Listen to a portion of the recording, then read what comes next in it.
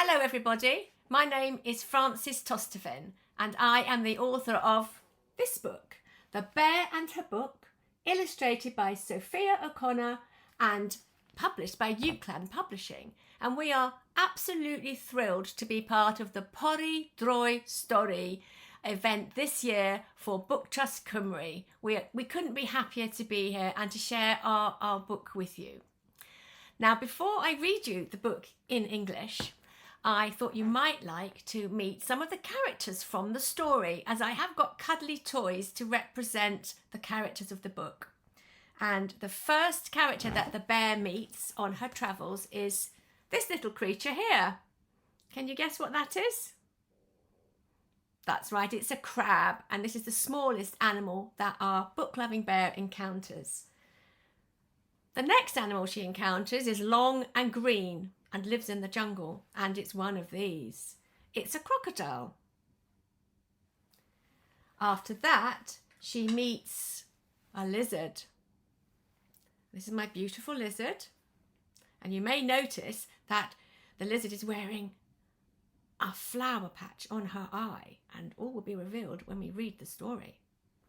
There are also a couple of these in the story. I think they're green in the book, but mine here are orange and green. These don't have a speaking part, but they slither on partway through the book in the desert scene. And of course, I haven't shown you the most important creature of all, and that is the bear. Here she is. Isn't she beautiful? And she's got her book and her book bag. So this is our very lovely bear. And she's delighted to be here and to meet you all as well. Can you wave? Yeah, she's going to wave at you.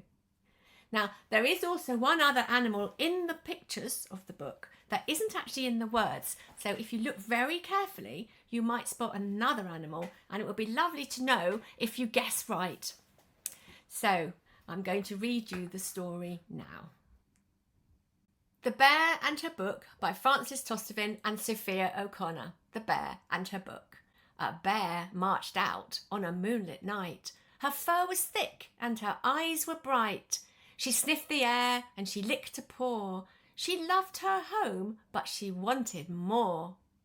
The world is big and there's much to see, and a bear must go where she wants to be, and a bear, as curious as me, longs to gaze at the starlit sea.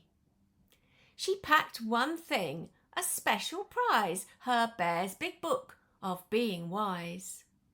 The bear soon came to a sandy shore, where she met a crab with a poorly claw. I'd like to help, can I take a look? Then she opened up her special book. A Cure for a Claw, page 22. Ah, now I see what I need to do. The bear made a bandage soft and strong. That should fix you, it won't take long. Then the bear and crab watched the inky night and gazed at the sea and the stars so bright. The bear sniffed the air and she licked a paw, and she said to the crab, I still need more. The world is big and there's much to see, and a bear must go where she wants to be. So she waved goodbye to the starlit sea. The jungle's the place for a bear like me. The bear soon came to a peaceful pool, where she saw a crocodile, green and cool. Achoo, said the crocodile, help me please. Of course, said the bear, that's quite a sneeze. A cure for a cold, page 43. Eat the fruit of the sneeze stop tree. That's better, said the crocodile, and he grinned a happy, sneeze-free smile. He called to the bear to sit on him, and the pair set off on a jungle swim.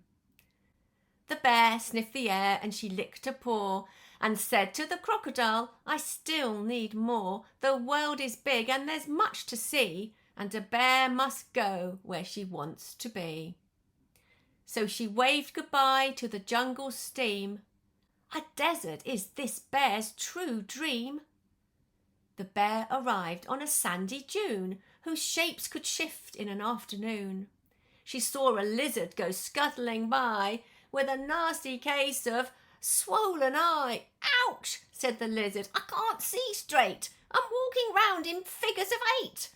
"I'll help," said the bear. "I'll take a look." And she opened up her special book. "Dodgy Eyeballs, page 103. Here are some tips to help you see. Bathe in dewdrops, clear and bright, and wear a patch to rest your sight."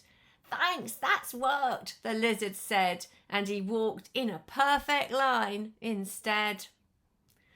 The lizard and bear slid down a slope and saw some snakes making shapes like rope. The bear sniffed the air and she licked a paw and said to the lizard, "I still need more. The world is big and there's much to see, and a bear must go where she wants to be." So she waved goodbye to the desert sand. "I long to be where there is no land." The bear strode on till she saw a ship, and she jumped on board to complete her trip. She found a box and she climbed inside, for a stowaway needs a place to hide. Then the bear and box were soon unpacked near a busy place where books were stacked, where the bear could not believe her eyes. "My bear's big book of being wise, but bigger, brighter, shiny new. Oh, wow," she said. "It's volume 2. And not just that, there were books galore on floors and shelves and behind each door. The bear sniffed the air and she licked a paw and said to herself, "I don't need more. The world is big and there's much to see, but at last I've found where I want to be."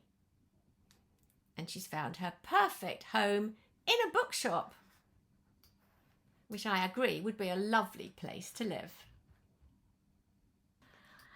I thought it would be fun to look at some of the pictures together and have a little chat about them, and I wanted to show you what is one of my favourite pictures in the book, and it's this one. I don't know if you can see that okay. I longs to gaze at the starlit sea. I think that picture is so beautiful, and I would love to one day be standing on the top of that mountain gazing out at that absolutely glorious view. I think it would be a really lovely place to go and visit. And when she does actually get to that place, she meets this little chap here, the crab. And he's one of my favourite characters. I feel very sorry for the crab. It must be horrible having a poorly claw. I know if I hurt my finger, I'm not very brave. And I like the idea that the bear makes a bandage out of the seaweed, and the little chap has a mended claw. And then, of course, there's this lovely scene here where they look at this night sky together. And again, I think that's something that I would love to do. I can't think of anything nicer really than sitting on a beach somewhere warm with the water lapping around your toes and just enjoying the view of the moon and the stars with a new friend that you just made. I mean, it just sounds perfect really, doesn't it? And then of course the bear wants to travel again, because her main theme in the book is that she's always got a bit of wanderlust. She's looking to see as much of the world as she can and to make friends as she goes. And of course the next person that she meets, the next creature, is this one. I really like the way on this page that you have to look quite carefully to spot the crocodile to start off with. I think that really captures what crocodiles are really like, because they do tend to lurk in the water and you have to be a bit careful and spot them. And he's got a very bad sneeze. We all know what that's like. That's no fun at all. And the bear has to find the fruit of the sneeze stop tree. So on this page you can see that she's going off into the jungle and she keeps on looking, and then she finds the fruit like that and she gives it to the crocodile, and thankfully that fixes the problem and he's not sneezing anymore. That could be quite handy in the winter at the moment, couldn't it? I'm sure we're all sneezing more than we'd like. Again, this is one of my favourite pictures. I love this. It's the bear going up the river on the back of the crocodile. I really like the idea of, sorry, I'm not sure if you can see me very well, but it's a bit difficult to line up the book against my computer screen. But I really like the idea of having the bear actually ride on the back of the crocodile, because I thought that was something that was just a bit different and would be a lovely thing to show. Next up, my bear ends up in the desert, and I particularly liked writing this part of the book because some years ago I lived in the desert myself with my family, and we used to see sand dunes. We used to drive to the beach at weekends through the desert, and the animals that we saw wandering around were camels. We just saw camels basically. They didn't have sheep and cows at the side of the roads that you might see in Wales or in England. We just saw lots of camels walking, and actually walking across the road. We often had to stop to let them pass. So I really liked writing the scene about the desert because it brought back happy memories of my time living in the desert. And the lizard is beautiful. I love the lizard. This is one of my favourite characters. They're all my favourite, aren't they, really? I don't think I've got a favourite. So, and as I said to you before, I've got this fantastic, I can just juggle it around, this lovely cuddly toy of the lizard, and she's wearing the patch here, which is the flower patch to help the dodgy eye. This scene here is great fun. I put this scene in really because on one occasion when we lived in the desert, we did take our children out onto the sand dunes, and I have a pretty sure that we actually did try sliding down them. I'm not sure how far we got, but it was fun. And if you get the chance to slide down a sand dune in a desert, I strongly recommend it. And then off she goes again. She's wandering through the desert, but the desert isn't really her final destination. And then she decides she's going to be a stowaway on a boat. And I love this picture of her in the box. She's all enclosed by books, which is exactly how she wants to spend her life, really. She's a book-loving bear. And then, of course, she's unpacked, and there she is at the wonderful bookshop, and she looks in the window, and to her absolute surprise, she sees what looks very like her beloved book of Being Wise, but in actual fact, it's not actually the same book at all. It is the next volume. It's the new edition, volume 2.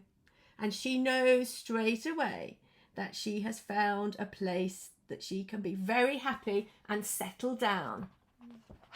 And the last page of the book, this gorgeous picture of the bear sitting by a big pile of books. I'm sure she's got enough reading there to last her quite a few weeks.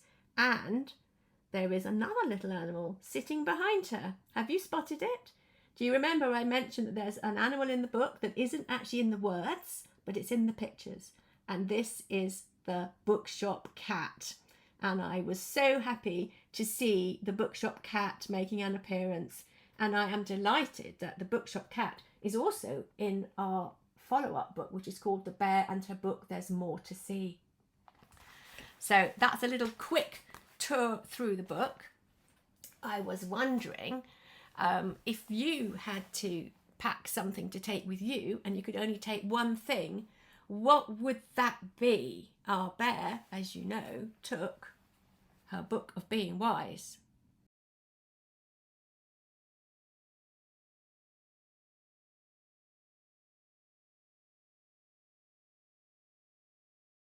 Hello, my name's Sophia O'Connor and I'm the illustrator of The Bear and Her Book, written by Frances Tosdevin. I'm going to be showing you how to draw our bear. All you're going to need are your paper and pencils, and we'll be ready to get drawing. So we're going to start drawing using some shapes, and we're going to use these shapes as guides for our drawing. So don't press too hard, these are just guidelines. So with a nice light touch, we can just draw a big sweeping curved line on the page, just like a big smiley face. Okay, and then we're going to draw over that a little bit more, just make sure that you can see that. So I'm going to go back to the top of my line, and I'm going to carry it around and I'm going to curve it slightly. And you can start to see how we've started to create the shape of the bear. The big smiley face line is the back, and along the top here, where we're going to carry the line to create a circle, that's going to be the bear's head. So we've got a good guide for ourselves that we can now work on. So what's next? We're going to decide where the nose or snout is going to be. Let's draw an oblong shape overlapping the circle. And remember to keep the line nice and light. It's just a guideline for now. Let's add in some legs and arms, and then we can start working on some detail. So I'm going to go to the bottom of that big curved line that we drew, and I'm going to carry it along and draw a flower petal shape. And that's going to be bear's leg.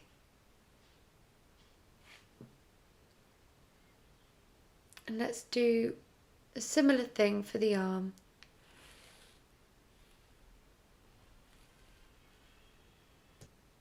Great, so for the next steps we're going to be pressing a little bit harder on our pencil. We want those pencil lines to be a bit darker. So I'm going to go to that long shape that we drew, and at the end of it I'm going to draw a small triangle, and I'm going to shade it in, and that's going to be the end of bear's nose. So next thing we're going to start drawing the outline of the bear, starting at the top of the nose and carrying that line along nice and smooth to create the forehead. And now at the bottom of the nose, let's draw bear's smile. So we've got a very happy bear. Underneath bear's smile, we're just going to draw a small line, and that's going to show where the chin is. And next we're going to be trying to show bear's fluffy fur. And to do this, we'll use some sort of small dashes and wiggly lines instead of the smooth lines that we've been using so far. Let's have a go at doing this. So tracing our guideline, but this time making sure the line is much more jagged. Okay, so it's looking much more like a bear now. And we're going to bear that in mind just throughout the drawing. Just remember, whenever you're drawing the fur, just keep that line nice and loose. So just under the nose, we're going to start drawing a straight line, and that is the edge of the book that Bear is holding in her hands. And if you follow what I'm doing now, we're going to draw Bear's arms. So remember what we said about the fur. Anytime you like, just roughen up those lines, do some little dashes, some squiggles. I'm just going to be using that guide that we drew earlier to draw the outline of my bear, and you can do the same with your drawing.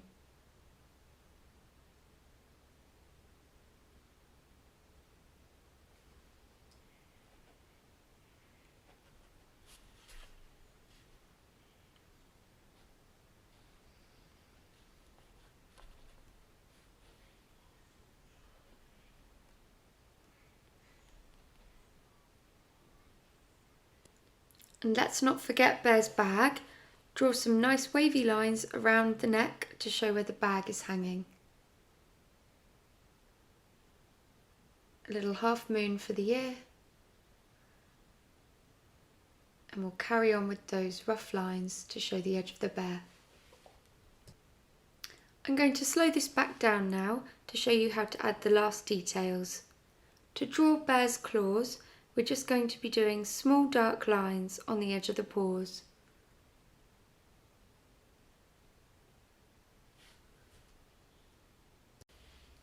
So now we're going to draw the eye, and that's very simple. It's just a nice big dot. It's the eyebrow that will give the bear her expression, and you can play around with this if you like. A horizontal line might make her look cross, whilst a nice vertical line makes Bear look a bit surprised, like she's seen something very interesting in her book. And my line is somewhere in between, so she just looks pretty interested, I'd say. And let's not forget her other foot. And to make sure Bear doesn't look like she's floating around in space, I just add some loose scribbles underneath to show she's sitting on the floor.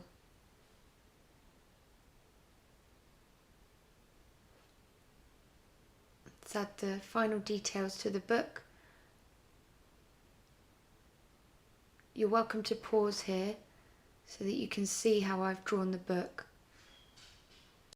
So this is the scene where Bear is in her bookshop, and I'm going to be filling the page with lots of open books and stacks of books. You can have a lot of fun with this bit, so don't worry too much. Just follow what I do, and if you get stuck you can always just draw lots of lines and rectangles.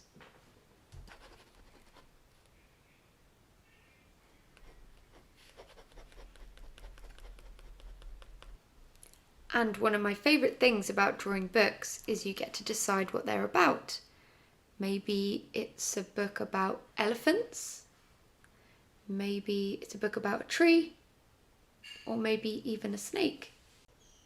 Why don't you try drawing your favourite animal on the side of one of the books? And there it is, we're done. I really hope you enjoyed drawing along. So lastly, I'm just going to show you how I would colour the illustrations for the bear in her book. I would use a slightly thicker paper than I did before, just because there's going to be a lot of water on the page. So I've added a layer of water, and on top of that I'm just brushing on some brown watercolour paint. I like to keep the brush strokes nice and loose. I think it helps to show the texture of the bear's fur. And don't worry if it goes outside of the lines, I think this really adds to the character of the drawing. So just add as much detail as you like. And then I would add some finishing touches, some little blobs of colour, using some colouring pencils or crayons or whatever you have to hand. And the last thing to do is to add a lovely warm yellow glow with a yellow colouring pencil, and you're done.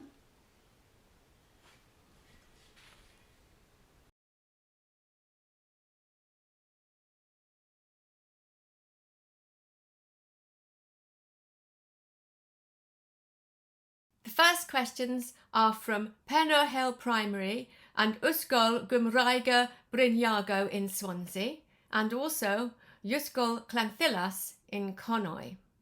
And the questions are: what gave you the idea for this story? And what made you choose to have a bear as the main character?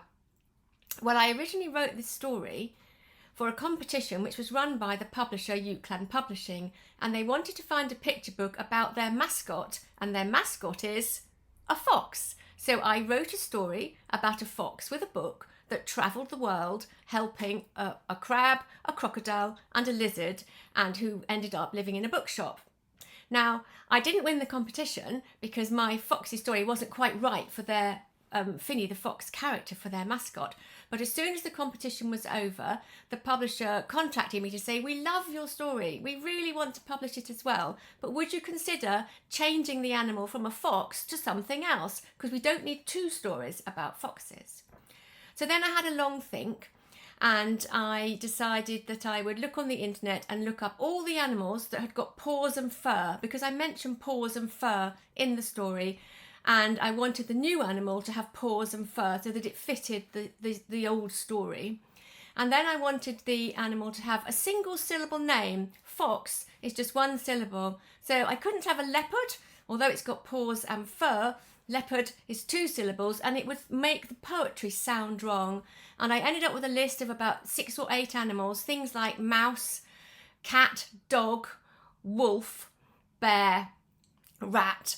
And I sent the list to the publisher, and practically straight away I had a message back saying, we think bear, and that was my favourite animal as well. And so the bear and her book was born. So I've got a question from Ysgol Carog in Denbighshire, And the question is, what medium do you use to do your illustrations? So I use, everything is done by hand. So I start with paper and pencil to draw my characters. And then I would work on top of those with my inks and various paints and lots of mixed media. So sometimes I use oil pastels as well and coloured pencils. And that can end up looking something like this. So I'll have a page of lots of drawings. Sometimes I might paint the same character lots of times until I get just the right one. So this one maybe. And then I would scan my drawings in so that they're on a computer. And once they're on the computer, I would put them into a program called Photoshop. And then I move everything around until I get the composition that I like.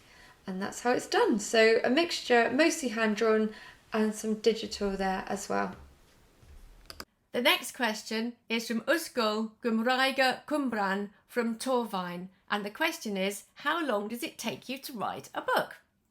Well, it does vary, and The Bear and Her Book, I wrote this quite quickly because it was for a competition, but I didn't hear about the competition until less than a week before the competition ended. So I really had to focus my thoughts and think very carefully about what the story was about and what the characters were going to be that were in it. So this one was probably my quickest ever book, and that was a week. But other books may take me many weeks and sometimes many months to get right. It really just depends. But either way, at some point you'll end up with a finished story and then it's ready to send off to your publisher. And this question is from Whitestone Primary School in Swansea. And the question is, what tools do you use to create the pictures? And what was your favourite page in the story and why? So the tools I use are my paints, pencils, and then I have my scanner and my computer, so I use those tools. And I would say my favourite page in the story is probably, I'm going to hold it up, but you might be able to see or remember this page here where Bear meets her lizard friend in the desert and helps to fix her swollen eye. And I like that page just because it's a really lovely moment of friendship. It's very sweet. The next question is from Llandrillo School in Powys, and that is, do all your stories rhyme? Well, no, they don't all rhyme. This one that you know, that rhymes, and the following book in the series, that rhymes as well. But I have another book out, and that doesn't rhyme. That's called a prose story, which means it doesn't rhyme. And of the books that I've got coming through, which are not out now, but which are going to be published in the future, 2 are not rhyming and 1 is. And on my computer, where I write all my stories, it's about a mix of half and half. I like to write in both prose and rhyme, and it doesn't really matter however you want to write, just as long as you're writing, whether you're writing rhyming or not rhyming, just get those words down and have some fun with it and enjoy the writing process. Bryn School in Carmarthenshire have asked, which part of the book is your favourite and which illustration is your favourite? So I would say my favourite part of the book to illustrate was, I really like this page right at the beginning, so it might be hard to see, but this big double page here where Bear's looking up at the moonlit sky. And I really enjoyed doing that because firstly I love drawing nighttime scenes, but also I got to hide in some little rabbits, some birds. It was just really fun to illustrate, and I think it's quite a nice magical scene. This next question is from Penhergelly Primary School in Wrexham, and the question is, where do you get the ideas from for your stories? I like to think of ideas as like tiny little shooting stars that will fly across the night sky of your imagination, and your job is to catch them before they disappear, because ideas are very quickly lost if you don't try to remember them, and if possible write them down or even just do a little drawing to remind yourself of them. I get my ideas in all sorts of places. Quite often I get ideas when I'm daydreaming. I strongly recommend that you all daydream as much as possible, because lots of ideas can find you then. And I get ideas when I'm falling asleep at night, that lovely time between being awake and being asleep. So you're not really dreaming, but sometimes strange ideas come into your mind, and that can be a very useful place to get ideas. I always get out of bed, put the light on and write them down, because I know that if I don't, I will forget them. Another good place is going for walks in the countryside. It's lovely just to be close to nature, listening to the birds, maybe looking at the ducks on the river, that sort of place.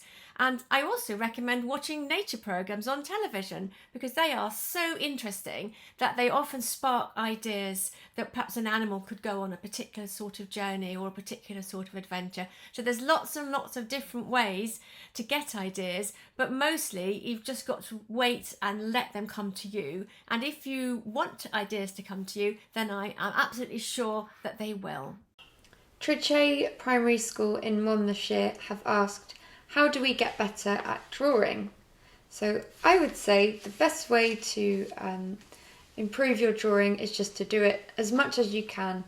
Just every day, if you can, just grab your pen and paper and just draw whatever's in front of you, something from your imagination, but just get used to making marks on paper.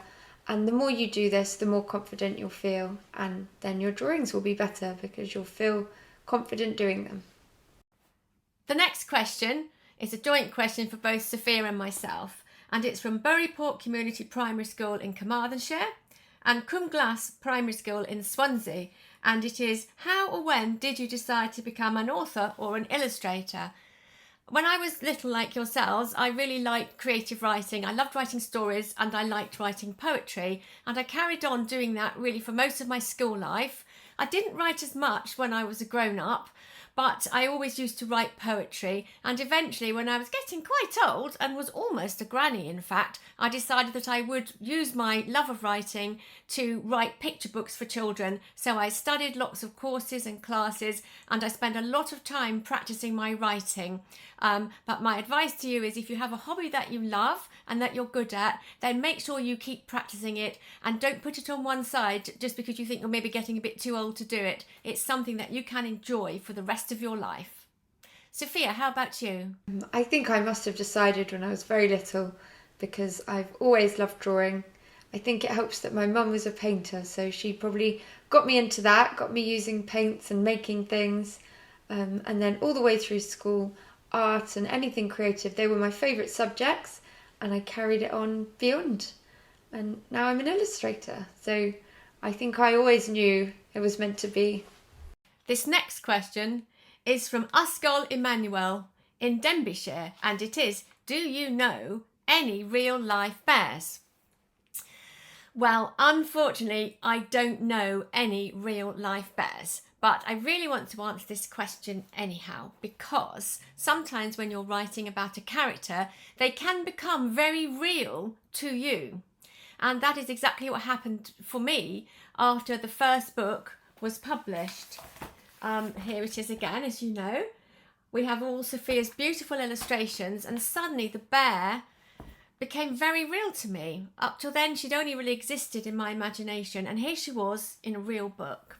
And after the story came out, I had a very strong feeling as if I could sense the bear coming up behind me, tapping me on the shoulder with her paw, and saying to me, I have another story that I really want you to write for me. There's this new place I want to go and visit. Please can you do it for me, because I can't write it down myself. I need you to do it.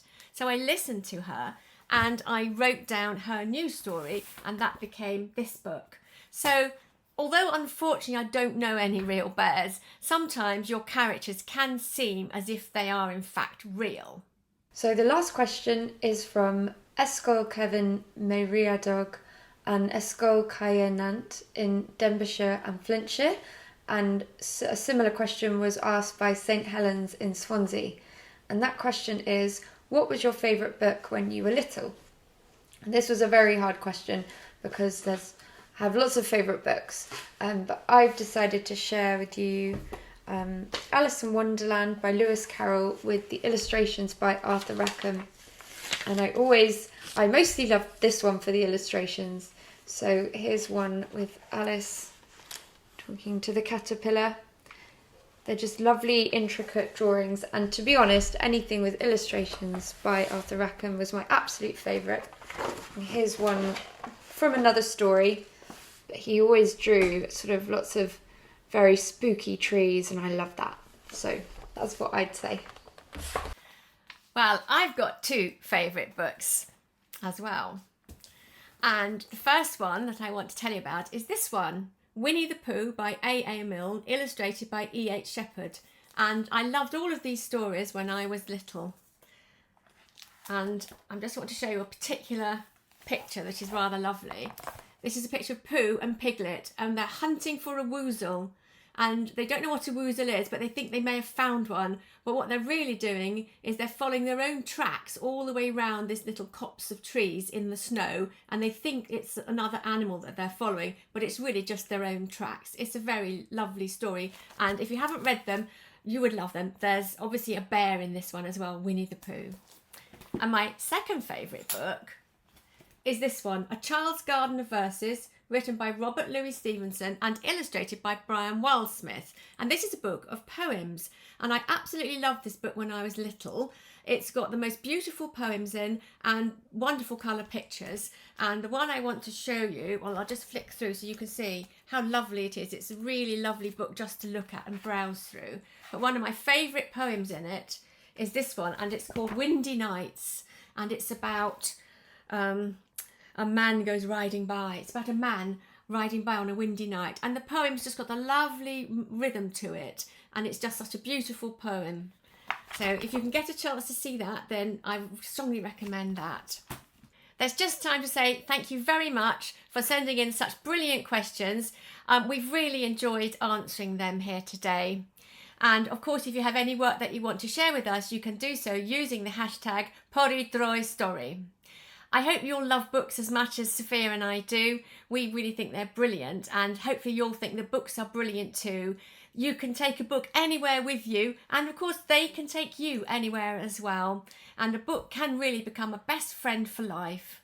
Thank you so much. It's been a real pleasure answering your questions, and I cannot wait to see your drawings of the bear. Don't forget to share those online with the hashtag Pori, Drwy, Stori. It'd be really great to see what you've come up with. Thanks again.